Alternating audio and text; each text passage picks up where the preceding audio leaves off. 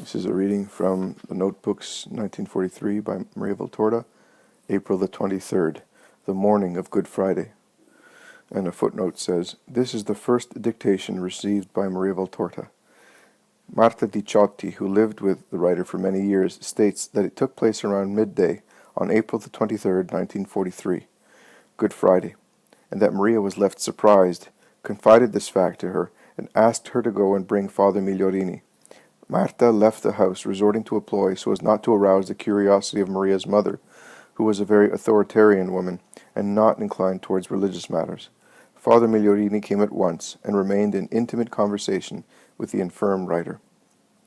Jesus says, "The first time my Father, to purify the world, sent a lavicar of water. The second, he sent a lavicar of blood. And what blood? Neither the first nor the second lavicar has availed to make men sons and daughters of God. Now the Father is very weary, and to make the human race perish, he lets the punishments of hell be unleashed.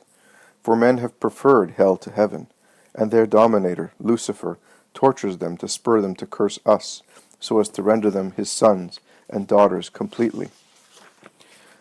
I would come a second time to die, to save them from an even more atrocious death.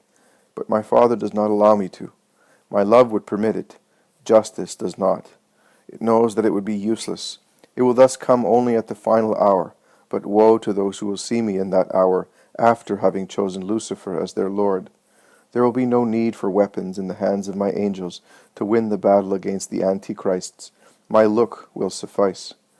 Oh, if men even now were capable of turning to me, who am salvation, I desire nothing but this, and I weep because I see nothing is able to make them lift up their heads to heaven, from which I am extending my arms towards them.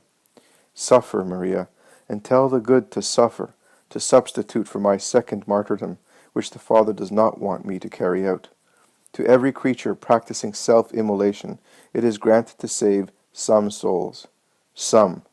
And it is not surprising that those granted to each little Redeemer are few, if it is remembered that I, the divine Redeemer, on Calvary, in the hour of immolation, was able to save the thief, Longinus, and very, very few others out of the thousands of persons present at my death. A reflection on a discourse which is reported to me, where it is stated that my prayers are relied on heavily to obtain favors, for it has been recognized that what I have asked for has come true. It doesn't cause me any pride, but a deeper gratitude to God, who is so good as to allow me to be able to obtain the happiness of other hearts. But to those hearts I want to say, and I will say, that it is not through my merit that this occurs. All could arrive at the same capacity if they wanted to. There is no method or special study to arrive at this power of entreaty. What matters is to make one's heart a Bethlehem manger in which to receive the infant Jesus, and make oneself a cross to bear Jesus the Redeemer. When we bear him that way, indissolubly, we become nothing but a complement to him, and he alone is the real protagonist of all things. The secret to obtaining all the graces which our fellow man attributes to our non-existent merits is exclusively this annihilation of ours in Christ, so complete as to dissolve our human personality and to oblige Jesus to act alone in every event.